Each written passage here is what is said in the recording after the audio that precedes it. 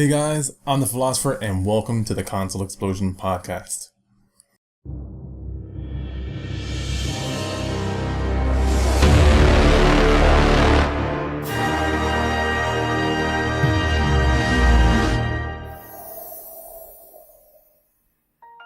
Today we decided to talk about VR. With Sony releasing their version of VR, we decided to have a deep talk about the direction of where VR is going.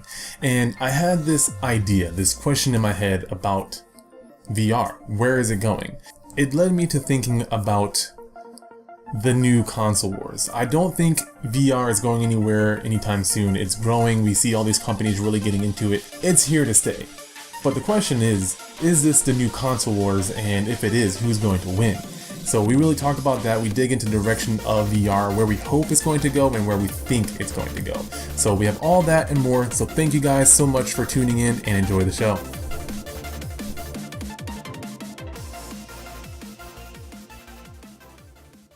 I honestly would not be surprised if Nintendo, all of a sudden was like, oh, by the way, VR. I don't know how good they'd be at it, and they're a little late to the game, but... Hey, whoa, actually, they had a VR unit out in the mid-90s, sir.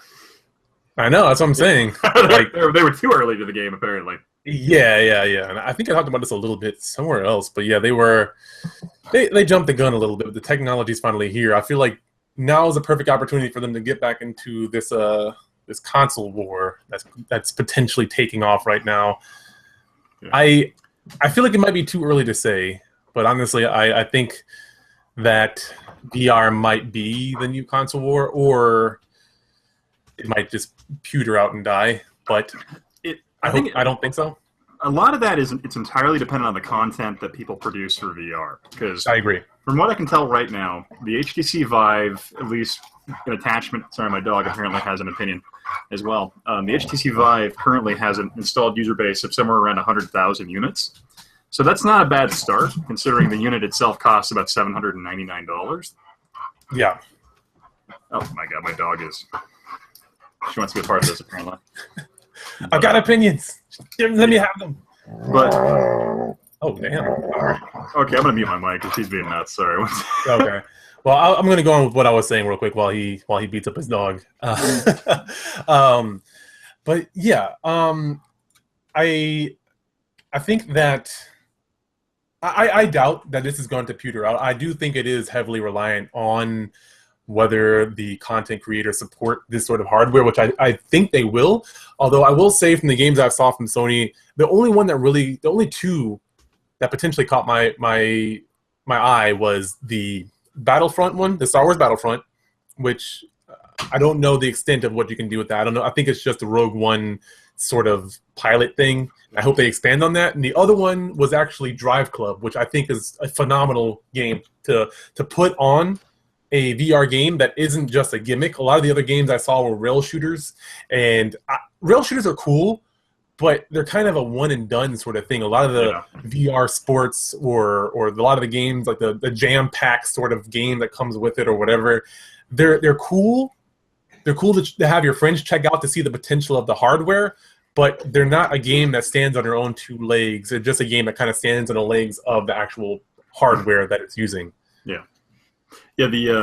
I've seen some folks play. I think it's Batman Arkham VR. Yeah, I just watched that. It's a pretty solid looking game, but as far as they haven't quite figured out how they want the movement mechanics to work in it, in the sense that instead of a smooth walk, you're actually warping to places. So I think a lot of this they're gonna hammer out a lot of the kinks with how these games are played, and I think probably the second generation of these games, once they get the second wave out, as opposed to the launch titles, you're probably going to see a lot more interesting innovation. And ultimately, having these titles out there it's ultimately good for VR as a whole to have three different units like this competing, because it's going to force the Vive and the Oculus to evaluate their pricing, that or keep their pricing the same and come up with better, more innovative titles that they can sell for their product. But as far as I know, Gabe Newell doesn't want the VR stuff to be exclusive to the headsets. They want to share everything to make it a more viable platform. Because right now, with only 100,000 units, that's basically a failed console. As far as that, it's a pretty small user base considering the Xbox One has 10 million users. The PS4 currently has something around probably over 40 million active PS4s on the planet currently. So that's definitely a great launch platform. But mainly, I think the benefit of why PlayStation VR is going to be ultimately a bit more successful than its counterparts is because it's more accessible. Like, it's going to operate with a PS4, which is much cheaper than the rig you're going to need to operate a Vive with. So it's going to be a lot more viable. So there's a lot of there's industry estimates that say they're going to sell 1.6 million units. I don't know if that's true or not. I think a lot of that's going to depend on how well they can sell it and how good the games are. That's really going to drive the sales in this. If they have an amazing VR title that just redefines gaming experiences, I think they're going to sell it really well. Yeah, and that's the big thing. And while I do think they have some things that'll keep people entertained until they get some better games out there, kind of like Netflix and things like that, which I think it's already out. Yeah, no, it's already out. It's already out. That's what I'm saying, is that these things can kind of tide people over until more better games come out. You have Netflix and maybe Crunchyroll, other things of that nature, because you can essentially just watch, I think, every game on there. Just not every game is made specifically for VR. So you're not going to have it'll be like just a monitor, 100-inch screen or whatever. I actually wouldn't mind playing Grand Theft Auto 5 in first person using the VR helmet. Yeah. Oh, prostitute section. Yeah. But here's a minor nitpick that I saw in almost every game that I played, and I don't know how they'll fix this or address this, but I hope they do in the future, which is two things. One, the first thing is the more minor of the two, and that'll lead into the other point, which is the first person, whenever you're holding the controller, you see the hands, but you have these disconnected hands that aren't connected to anything. So you have these floating hands as if you're playing Rayman or something, and that drives me insane and takes me out of the immersion. And I don't know how. I mean, in my head, all you have to do is just put the rest of the model in there and not just have the hands. Or I know it'll be a little wonky because you might clip and whatnot, but I'd rather have that out there than just having these floating, disembodied hands just going on. The ones I've seen had arms. Which one did you see that was disembodied? The Batman one had that. Okay. That one was pretty cool. Again, to get back to that one, it was really cool to see the story of Batman through first person. But again, it was kind of a rail shooter, one and done sort of experience for your detective mode and stuff. Wait, do you play as Batman? Yeah. But he doesn't use guns. He uses a grappling hook. Yeah. And throwing stars. Okay. Yeah. The other one was the rail shooter for Until Dawn, and then there was the jam pack game where you're doing stuff. That wasn't all the games. I think it was only a few of them. Although the Street Luge did look pretty cool. That one looked fun and scary. I probably would play that one a few times. I heard the Resident Evil one was pretty scary. Yes, one of my coworkers actually talked about that. He said that one was really scary. I haven't seen any gameplay of that one personally, but it looked really cool. I mean, I played the demo with my roommate, and even though it wasn't, of course, the VR, my roommate, you could say, lost it when we got to the attic, where all of a sudden, when we turned around, there was we call those mannequins. All of a sudden, the mannequins was there. So if he was that scared just by a mannequin being just there, imagine him wearing the VR helmet. I'm sorry, he was making a Battlezone PlayStation VR game. Yeah, no, yeah, they already did. It's already out. Okay, so it's like the old school Battlezone arcade. It's like the arcade classic one. Okay. Yeah, I heard that game is actually really fun. That comes with I could be wrong, but I think that comes with the starter pack for the PlayStation VR. I believe it. You know what else is going to be a VR? Dead Alive Extreme Beach Volleyball. Oh yeah, but here's the thing: some people are a bit creeped out about it, and for what I heard, I haven't seen the game footage yet. I really need to, but for what I heard, there is a video online where I guess you can touch the females, which I don't have an issue with, but my issue is kind of but when you touch they will tell you to stop it. That sounds rapey. I know, that's my point. I was like, yeah, I can see people complaining about it, I don't mind if other people play it, but I can see your standpoint of view. Yeah, that's like, am I gonna play it? No. Do I care if it's a game?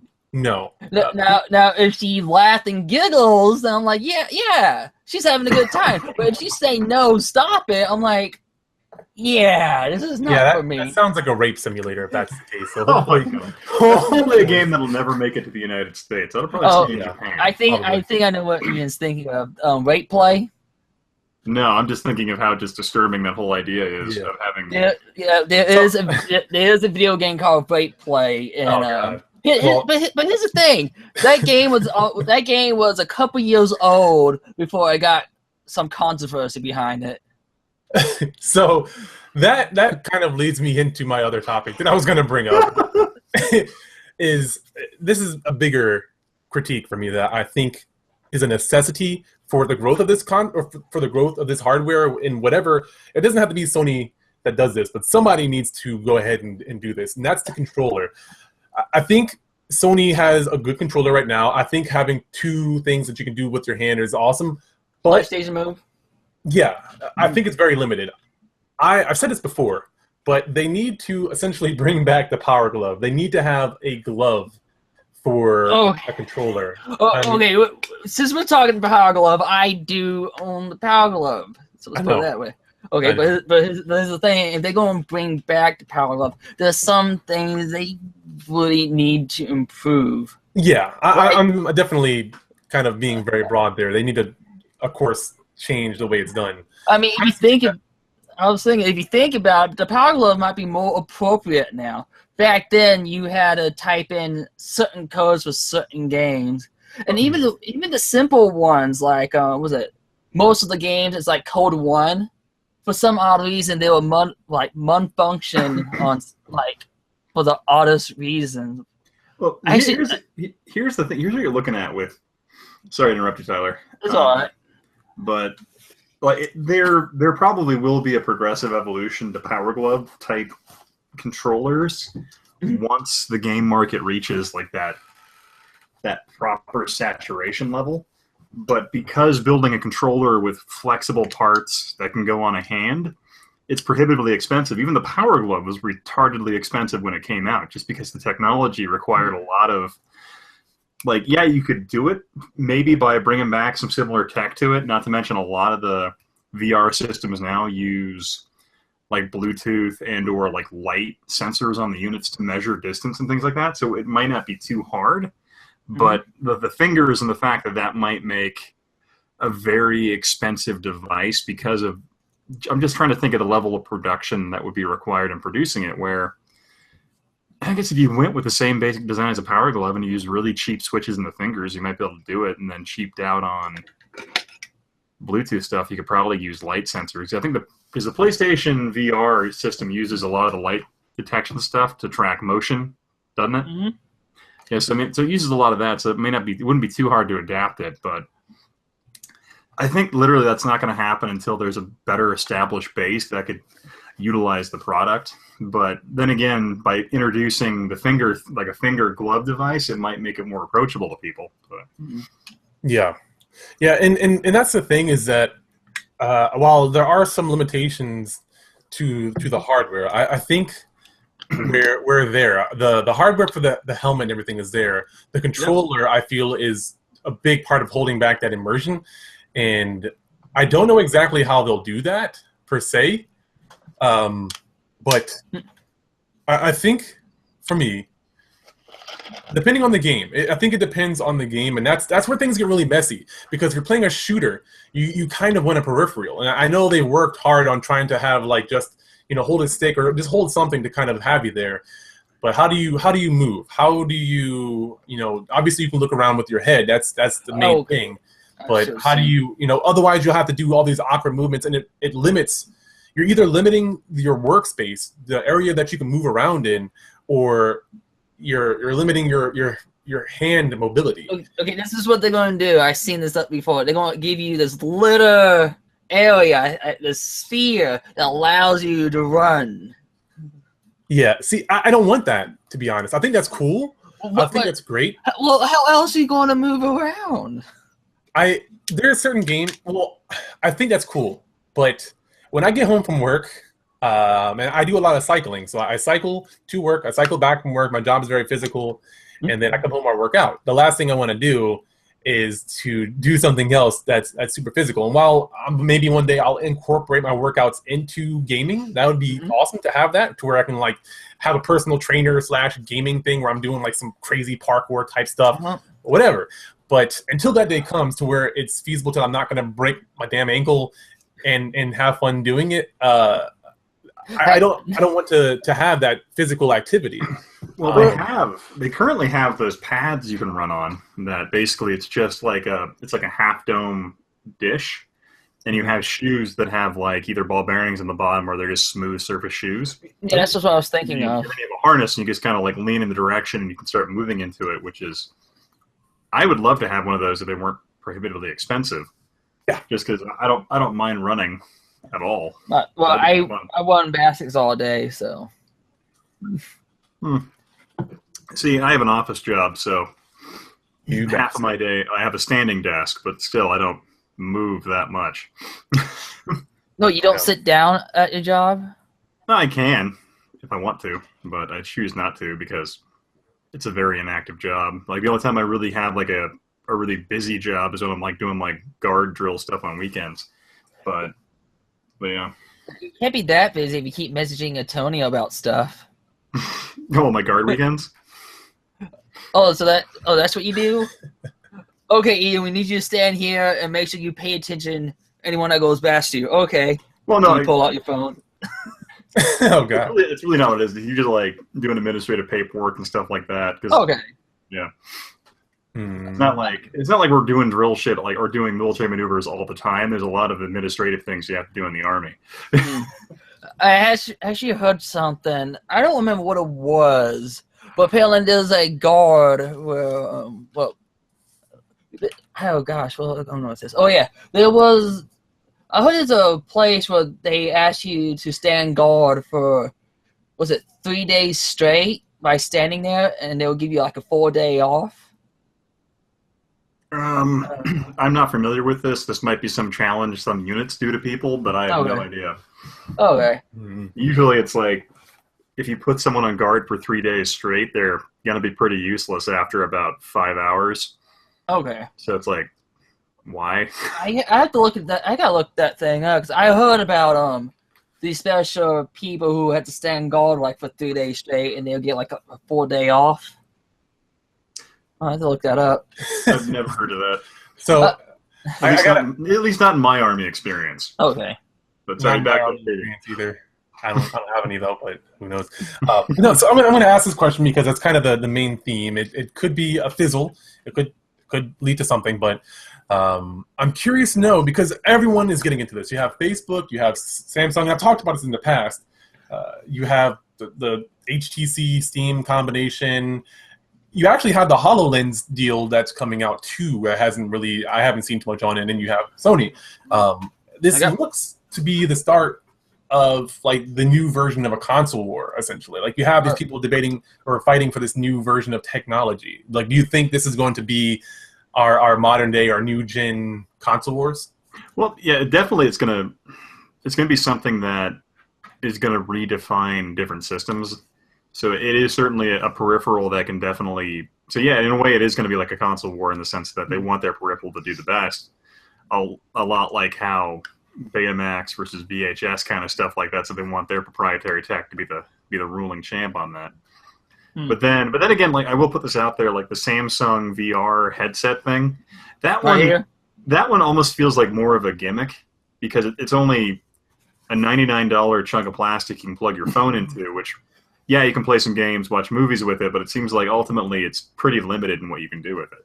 Well, I don't really use the VR program that comes with a phone, but if anything, I just really like flip it sideways so it doesn't detect my phone, and that activates the VR. I basically just use it to watch simple videos.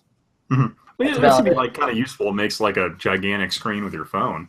Yeah, but what it does, it splits up the video into like these squares, and you just look right through it. Mm-hmm. Like, Yeah. It's an intriguing thing considering that basically smartphones are what pretty much relaunched the VR technology to begin with. I think it helped kickstart it. Yeah. Yeah, it really did. I mean, because you had like virtual reality technology in the '90s, and it was garbage because ultimately the screens, like the CRT televisions we had back then, and the LCDs we had, just were not good enough to provide the resolution needed to make this technology happen. So yeah, phones have definitely launched that. And not to mention the fact that, like, I think educationally wise, the fact that you can plug your smartphone into one of those units and use it as like a touring device for a museum and stuff like that. And what you showed me earlier, like going to different exhibits and watching stuff come alive, would be really intriguing for educational purposes because so many people have these now. You could definitely probably integrate it into a classroom pretty easily with smartphone technology, just because of how. Yeah, we talked about this before. And I told you, kids are going to misuse it to watch porn during class. The weird kids will anyway. No, but here's the thing. They're going to learn how to hack it. They're going to make the device go offline so the school can't detect them. And they're going to be doing stuff they not supposed to be doing. Believe me, we had laptops in high school, and the first thing all the kids do is hack it and make sure the school is not monitoring them. So I kind of want to get back to that point that you mentioned in a second, and I'll explain more on that about the museum and everything in just a little bit. But I do want to backtrack back to the phone because I do want to address that or point out that I think while I do feel it's very gimmicky and limited, I think that the Samsung VR here, even the cardboard box that you can get, like you can get VR, you can order it online or make it yourself for a couple of bucks. Yep. If you Google cardboard VR, if you guys are interested in it, you can get it very cheap. But I think it's a very good introduction into VR because that has introduced people for a very low buy-in to what the potential of VR is. So you have just this phone and this very basic hardware, but it still creates a very immersive thing. You know, there's some very cool apps that are on there. Like I was able to stand on Mars. One of my friends had the Samsung VR, and so he showed me some of the apps. I was able to sit on the moon and watch a movie theater and just kind of hang out. All kinds of cool things are there for a very low price. And you can get it even cheaper. You can go online and get like some other plastic ones if you don't want the cardboard one. If you want one with a strap, you can get it maybe $20-30. Same kind of thing. I think it doesn't come with a controller. There are ones that do. But yeah, I think that is a great introduction. I do wonder which consoles are going to be the best, but I hope, which to kind of lead back into what you're talking about, is I hope that this gaming, this essentially the new console war I feel is going to happen, kind of kickstarts into education and innovation in medical science and just science in general. And sorry to interrupt you really quick. Did you want Thomas to jump in? Because I think he wanted to actually join this podcast this week. Yeah, if he has. I told him to, if he wants to jump in, he can. Okay, has he been up to date on this? Does he know what VR is? I'm sure he does. Okay, you've got to vet this guy. All right. All right. Well, if you want to go ahead and invite him, we'll get him up to speed and then see what he thinks about all of this and get his opinions before we switch to the education. Gotcha. If you want to continue what you're talking about, sorry, man. Yeah, no problem. So yeah, before I switch into that topic, I do feel like there's a lot of potential, and we talked about this before. It's just the support from the games, and I truly hope, and if there are game developers out there, get into VR, because this technology, while I'm still on the fence about the idea of like bombarding your eyes this close, which is why I wear these glasses, to help block out blue light supposedly, and it does help the strain on my eyes. I do hope, and I don't know the science behind it because it still is very new. I hope it's not causing damage because our eyes are so close to that lens. No, I don't think there is. However, I have heard people who wear glasses on the PlayStation VR, or their glasses are getting foggy, I guess, when they're breathing. That's really the only negative I heard about people who needs glasses. Other than that, I don't know. So, what about you, Tyler? What do you think about the idea of the new console wars for VR? To be honest, I not once. So I never really cared for, I guess, motion gaming with VR. All I wanted was a simple screen that goes on my face and have a controller in my hand and play. I do think it is kind of neat to try new things, but to me, I don't think I'm going to use the VR for much of anything besides using it as a second television set. Oh, which man. is why I got the Samsung VR, which by the way I got for free. Oh, nice. All I had to do was buy a new phone and send Sprint my receipts. It fell off the back of a truck. No, that's not what happened. I actually had email Sprint saying, "Hey, I bought this new Samsung Galaxy S7. I like to have this headgear, please." And I'm gonna do that. Yeah, they approved it and they sent it to me. I'm gonna try that out. They actually gave me two choices: the headset or the 200 gigabyte SD card. Oh, damn, that's a hard choice. But Yes. VR, this is too tempting. But So I've got to share I wouldn't call it a story, more of like a guilty pleasure. Fantasy sounds like a very wrong word to use, but if you guys are familiar with either the anime of Dot Hack or yes. okay, yes, or Sword Art Online is a more recent one, more recent incarnation. Meh, whatever. My One, hates it. Can't talk about it. I'm sorry. okay, It's bad enough I got a poster above the couch where he sleeps at. no, it's good. That's good. That's good. He needs to learn his lesson. Put him in his place. But no, for me, one of my things that I just want to do before I die is to play a game where I can just be immersed in it, like this open world RPG where I can just live in it, play my character, but be fully immersed in it, level up, be in this world. I don't want to die if I take off my headset. I want to be able to take off my headset. Let me just go ahead and put that out there. I don't want to be stuck in there, but I would. As I was about to point out. If there were a way, if I could choose how I would die, I would love to just die in this virtual world where I could just do whatever I want. That sounds very morbid. Hopefully, I'm going to be very old in my deathbed when this happens. But just put on some glasses and be like some super buff armored hero with magic spells and just go hang out with some friends and do missions and quests and level up and get loot and fight super big monsters. How badass would that be, just to be in this world and actually see it and I've talked about this a year ago. I remember this vividly, but this technology is still being developed, but I know it's going to get better, and hopefully it combines with gaming along with other things, and we'll get to that hopefully in a little bit. But being able to just move with your mind. They've already have technology where you can move robotics and manipulate things with your mind, with the impulses, the electrical impulses. It's not magic, it's science.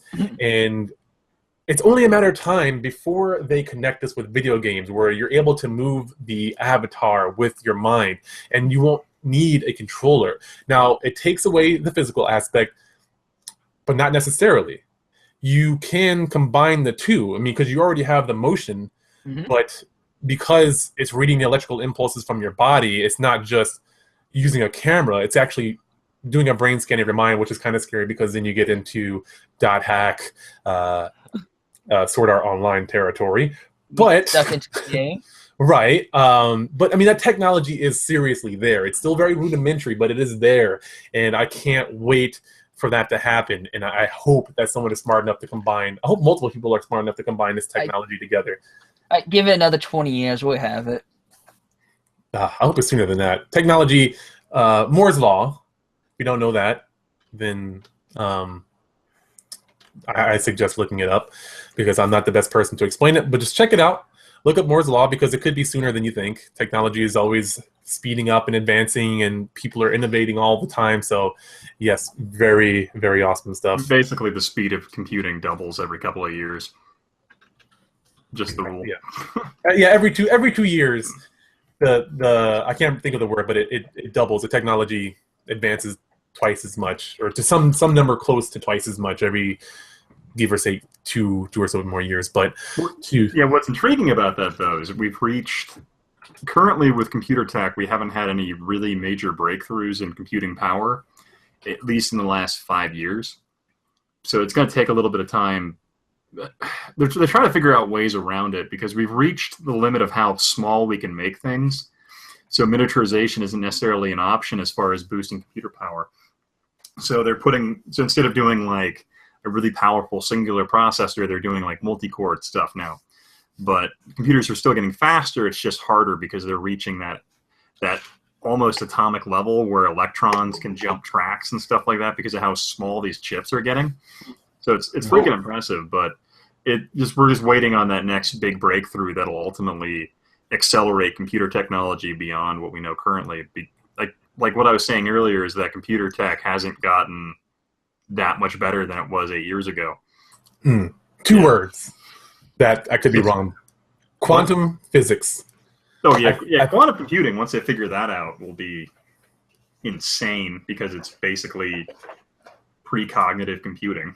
Yeah, and while my understanding of this is very limited, you can actually transfer information via light, which is the whole fiber optics thing. But like being able to harness photons and using that, because it apparently does hold information for many years. From what I understand, again, it's very limited, but quantum physics and understanding how to harness light could be that next stage, and really not just.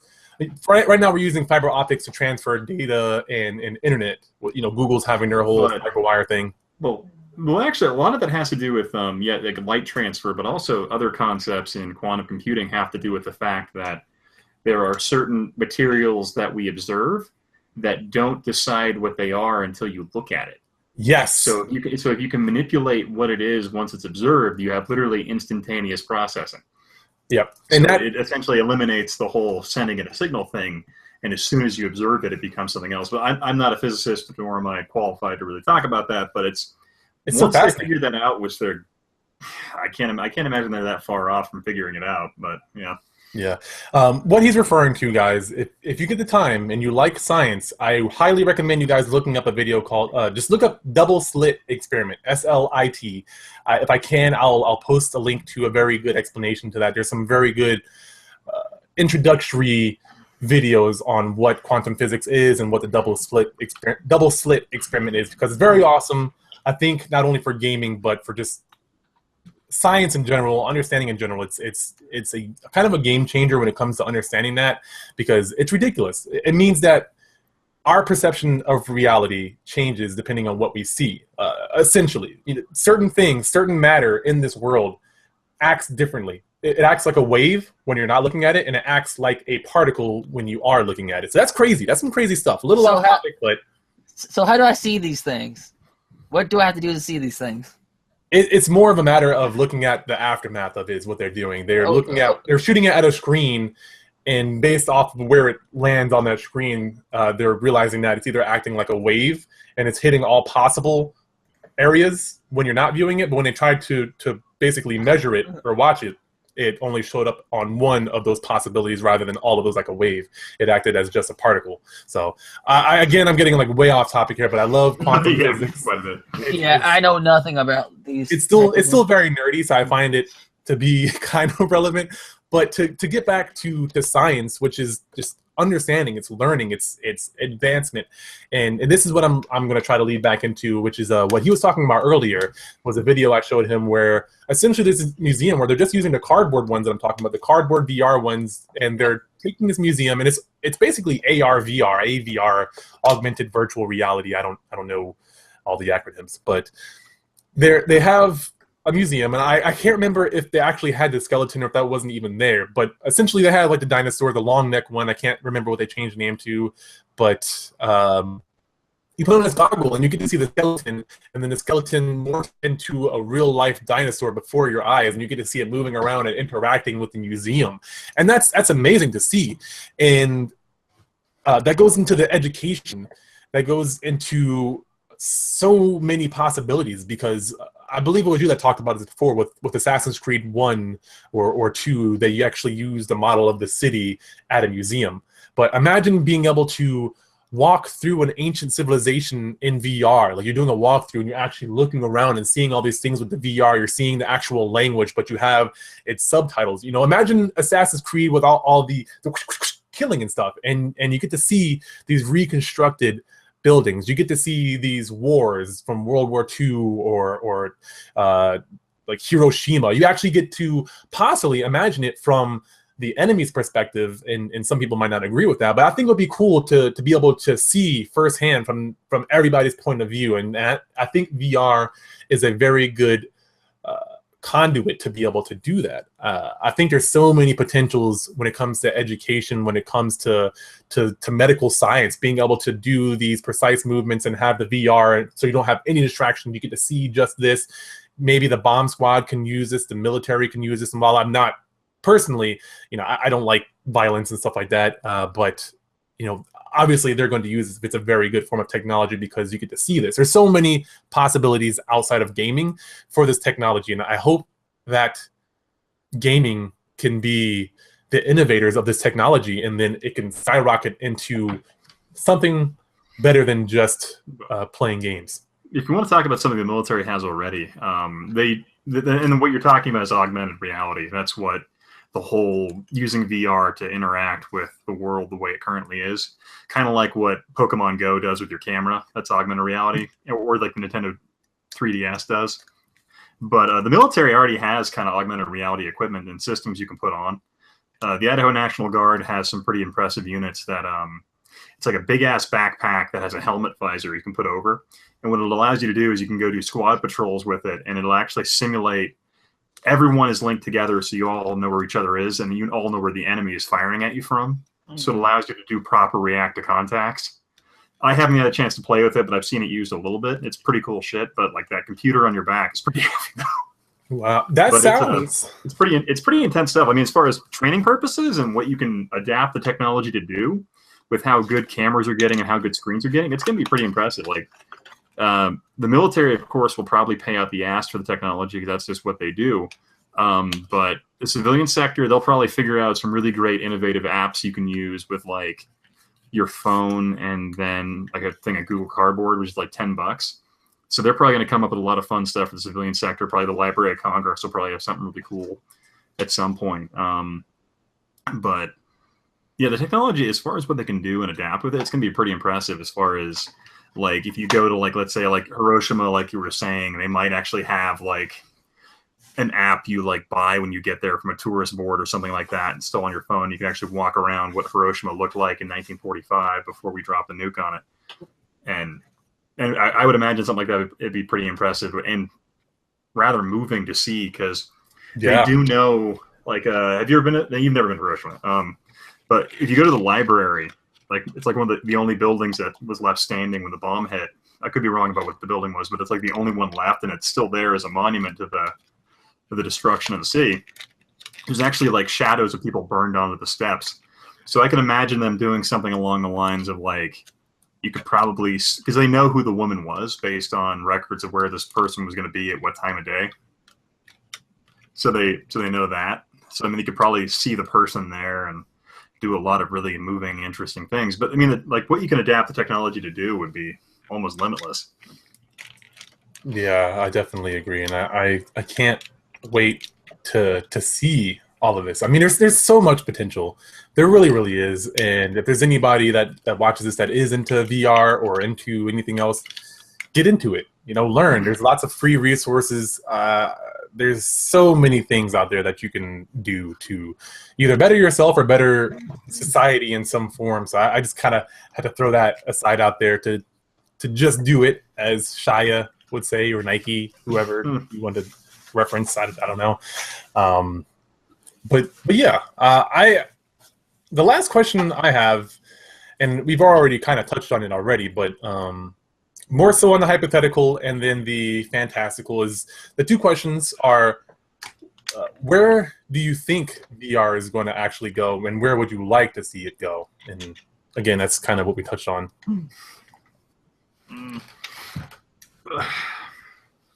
Tyler, you want to go first on that one? Not really.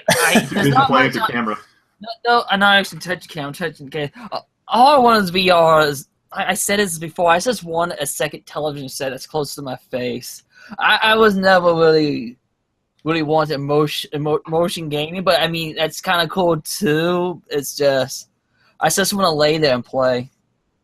Yeah, you see what I want. You done? Or yeah, I'm done. It says there's nothing I can add. I got what I got what I want. I can watch movies, so I'm just gonna lay there and watch it. I think in Utah there is a place that's trying to build. I'm not sure if it's done or what they're doing, but they're building basically like a virtual reality funhouse where it's like an HTC Vive, but you can carry it in a backpack. And then they have these like pre-built sets and things like that with the motion sensors all over it, so they know where you're at in relation to the environment.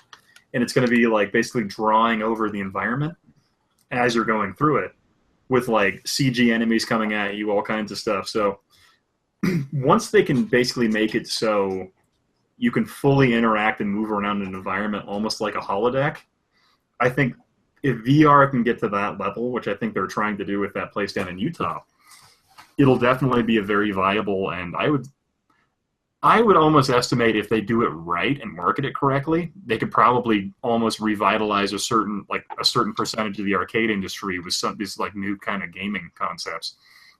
Because yeah, like the HTC Vive is awesome, you can do a lot of cool stuff at home, but you won't have the movement capabilities that you'll eventually have at these like arcade centers. Yeah, I agree. I think I actually agree 100% with that. More so on the want side of things actually happening, but I think arcades in America, at least in certain parts, need some sort of revitalization. I do go to arcades. There's one in Chicago that's fantastic called the Galloping Ghost Arcade, and they have a lot of cool old school and recent arcades. But I would love to see almost a reset, so to speak, where they have these new games and you get these high scores, but it's like, the tank game, bring that back, put that in an arcade, have a head-to-head sort of thing, bring new mech games and different kinds of VR games where you actually, I think what I would like to see is arcades are the perfect spot because they don't require a lot of crap to do at home. You go in, you insert some money, and you get like this cool, like if you want to play a mech game, you have this console in front of you. You can go somewhere else and play that. Maybe you want to get a domestic version, and maybe they'll make that with enough sales. But I think arcades are kind of that intro area, and you'll probably see more of this in Japan, to be honest, than America, because just how arcades kind of are. But yeah, I would love to see that come back. Come have the head-to-head sort of thing, have all kinds of cool consoles. I would love to see some new mech games or some sort of, like, not a fighting game, but some sort of head-to-head game. Maybe some new racing games. That would be amazing, because I know they had some like NASCAR games, but the thing was clunky. I found myself like doing this with my head without realizing I was doing this with my head, and I'm like, what the hell is going on? But I think the lighter weight ones do like Daytona USA with VR. They had that. Why am I looking sideways? Oh, my head is sideways. Right. Yeah. So I think the technology's there to bring back arcades and revitalize arcades. Mm-hmm.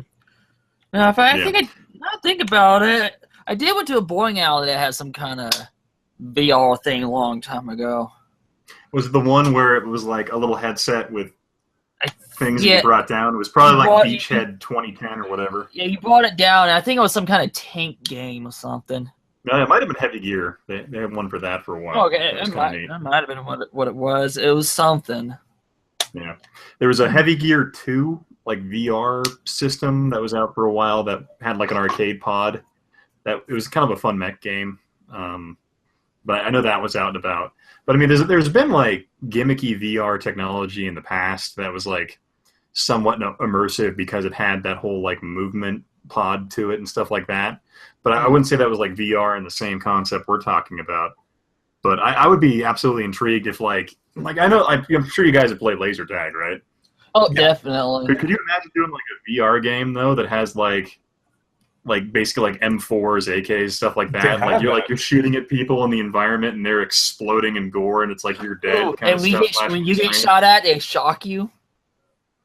Yeah, they have shock blocks. I mean, Oh, there are fun training simulators where you get a vest, and there actually is a block that if you get hit, it gives you a really powerful electrical shock. okay. That's pretty fun. I haven't got it. I've seen them. I know the police use them, but it's like one of the really, really, really high-end, expensive units that they have for those. Hmm. Yeah, because they want to Yeah. have negative enforcement on that. Don't get shot. Don't tell me what to I do. feel like You're the Metal- boss of me. Get shot if I want. yeah, they have some stuff in the works. Like there's a lot of people trying to make whole VR arenas for this sort of thing, and it looks pretty awesome. There's one called The Void. I know. I don't know how far along they are, Yeah, but that's the one in Utah, right? I believe so. Yeah, I wouldn't have thought like Salt Lake City would have been the place they were doing that, but that's kind of impressive. I'm like, oh, all right. It's all the Mormons. Yeah, VR. they just think, man, they're all about the VR. but yeah, I had one more point to make about that. And I totally just lost it. But I'd say like that would be pretty cool to see a revitalized semi-arcade business with these. That'd be kind of fun. But I don't know if it's going to be that successful of a thing. It might be fun to have like a offshoot, because we have a place out here in Idaho called Wahoo's, which is like a video game center place that has laser tag. And the thing that always annoyed me about laser tag is when people get hit, they don't ever like go down. Like, you're dead, lay down. I you see. cheating bastard, stop your. But it'd be great if like the cheating. VR system, people just exploded and they just couldn't do it. That'd be awesome. Oh, I remember what I was That's going gonna to say offend some parents. now. Metal Gear. That's what I was going to say. I don't know if you guys have ever played the story of Metal Gear, and I'm going to spoil a part of it for you because you need to fix playing Metal Gear, but now I'm going to not even... Metal Gear for Nintendo, or are you talking Metal Gear Solid? Metal Gear Solid 1... There you go. Actually, Metal Gear Solid 1 and 2, because a common theme in those was the VR training. They were very big on the idea of training soldiers through VR. And we pretty much are creating that technology now where you can basically artificially simulate a whole entire training scenario via a virtual environment. I can guarantee the Army is probably working on that tech currently. Oh, yeah. I've heard especially things. Probably because I know the Marine Corps, they've always tried to be on like the head of the game on this one. Like they years and years ago, they actually reprogrammed and repurposed a copy of like a copy of Doom 2 for training purposes, where basically like because one of the big things when like you do training exercises like that is ultimately communication. So like it's loud and stuff like that. So they basically want you yelling enemy's location all the time to your buddies so they know where everybody is. So it's just if they had that kind of VR technology, I can almost be like, and especially like one of the coolest simulators I was in doing training in was we had basically a Humvee, and then you have a full 360 projection screen around you, and you drive the Humvee at the person in the gunner position, door gunner, and you basically do convoy missions. And then there are 3 other Humvee simulators that they're synced into the same thing with you, and they're all kind of attached to you, so you do convoy missions with each other. And that was probably one of the coolest things of VR I ever got to use based on how it was done. Yeah, I would love the that. only annoying thing is the weapons don't reload right because it's a video game. But yeah. You know, now think about it, I grew up on, well, I spent half of my childhood on military base, and I actually did got a hold of one of the training simulators they did. It was some. The Army has some pretty cool. Yeah, they had some kind of they showed a live action like war, and they gave you this like, you could say like this light gun so you can shoot at the bad guys that used for training. They have. It was kind of funny. I did one once where it was. I think the simulator must have been from like the late '90s because it looked like the game I was playing was like Army of America. Well, no, it was more like I was playing Diablo 2 because it was this really weird angle, and like the whole point of the simulator was you had to lay suppressive fire for friendly units in the area. But it was such a weird looking simulator. I'm like, what the hell am I looking at? Like Commandos? Yeah, kind of like Commandos, but you had essentially like what you have is this like it's an M4 assault rifle, but it has air pressure CO2 going into it that simulates blowback, and then And so, but in this game, you were playing Overwatch, or the simulator, you were playing Overwatch. So it was really a really odd game because it didn't quite make sense. But then, like, if you fired too soon on the mission, you'd go to jail, and it was all kinds of weird stuff. But like, you have an entire room full of people laying down in front of sandbags, and so I'm like, this is like the strangest simulator training thing I ever did. But I mean, like, if they ever do something where, like, if it's like what that place down in Salt Lake City is trying to do, I think that would be really beneficial for training exercises with the military. Oh yeah, just because you can simulate all kinds of environments with that. Not to mention unlimited ammo. Ultimately, you can increase the volume and make sure everyone's like 100% sure what they're doing. You can do almost unlimited scenario types on it, and zero risk.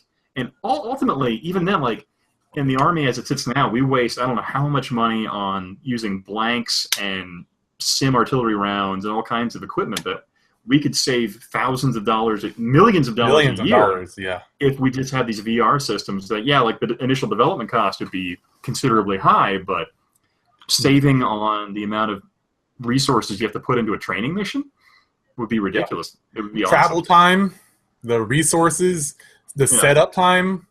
I have never been in the military, but just thinking about like all the things you have to do, like all the. Oh yeah, I can think about that. Like, it would probably save you a boatload of paperwork too, considering you had to like go to logistics, or the supply guy, and like, hey, I need. Not to mention, I'm going to need 5,000 rounds of blanks, and they're like, your ass. But look, this is another great thing: is that one, the friendly fire is very, very low. While you could still accidentally bust somebody in the face with your gun or something like that, that's still a possibility, and hardware might still break. That's a thing. But ultimately, I think the big thing would be if they're doing urban training environments, that might be problematic. But if you're doing like real Army maneuvers where everyone's about 10 meters away from each other, you're not even going to have to worry about people bumping into each other. It might be like you might worry about them breaking the equipment, which is very common in the military. Yeah. So the great thing to me, in my mind, I'm thinking about this as a person who's either a higher up or a statistician, or however you pronounce that. There's so many stats that you can acquire from the performance of an individual or as a team, because you can review the footage. I mean, I'm sure you already have like body cams and stuff like that, but to be able to pinpoint the accuracy, to see like what they're doing, also to train the psychological aspect of it, because the whole big thing with VR training was that you put these people in a VR situation, knowing they're in a VR situation, and it desensitizes them to the violence very rapidly, because they're doing these scenarios over and over and over again and training them. I get it. Desensitizing, and ultimately what it would, like, the most beneficial thing would be, like, 90% of the time when people lock up in those situations, it's because they've never experienced that before and they don't know what to do. Right. And so that's why people lock up oftentimes, because they're like, what do I do? And that's why you need someone very powerful voice yelling at them, telling them what to do. Otherwise, people lock up and they stop moving. It happens. Even in training environments, it happens. Yeah, so this would be great. You could run these people through unlimited scenarios, and not to mention, because it's being tracked by a computer, you could go through a step-by-step post-operation brief and talk about what everyone did and what they should have done to do it better. So you could do, I think it's called an AAR, after-action report. So you could definitely do really good, innovative, just counselings on what everyone's doing, and just build really. I think, God, thinking about that makes me wish I had $1 million in startup money to start some type of military simulation company. Yeah, I'm not kidding. Yeah. And also, I wish I could remember this guy's name. I read a book. I reference this book in different parts of my life all over the place, but there's a book called Mastery by Robert Greene, and in it he talks about this one ace pilot. He's like the last grade ace or something like that, and he was actually like one of the best fighter pilots supposedly, and did a bunch of different I don't know the terms and everything, but he had a bunch of flights and tours or whatever, and he actually was very below average. Like he was not as good as a lot of the other people, but I know they had VR training or some sort of training back then. And what decade? It was like the 70s. Like, was he a Vietnam ace or a Korean War ace? Or? Vietnam, or like some sort of Middle East sort of thing, I think. I wish I could remember. I'll have to go back and listen to the book again. I think he had like a Hispanic last name, though. That helps. Well, it's possible. I mean, like, as far as training in the military, like even in the 40s, they had really basic simulators that could project like pictures in front of the plane to kind of quiz you on what direction you needed to bank or what you needed to do in that situation. So they've had technology like that, and they've been perpetually trying, especially for pilots, because it takes like 2 years to train a pilot. Like from start to finish, it takes a long time to produce a good pilot, and they just don't want to waste those resources by having them just crash or get shot down. So it makes sense why because they invest a ton of money in these people. But, and so sorry, basically to kind of fast forward the story, I'm trying to like look around to see if I can find it. But essentially, this guy, his main trouble, like he understood how to fly and everything, but he just couldn't quite, when he was actually in the mix, when he was like in the air, he would just essentially tilt, which would mean that he would panic, he would freeze up, he would lock up, and so he couldn't figure out why he would do these things. He knew how to play. Cesar Rodriguez, that's his damn name. Gulf War. Okay. So, so he just kept training and training and training because he could. So he racked up a bunch of hours. He had like double the training of what they call the golden boys or whatever, the good aces, the people who are just naturals at this.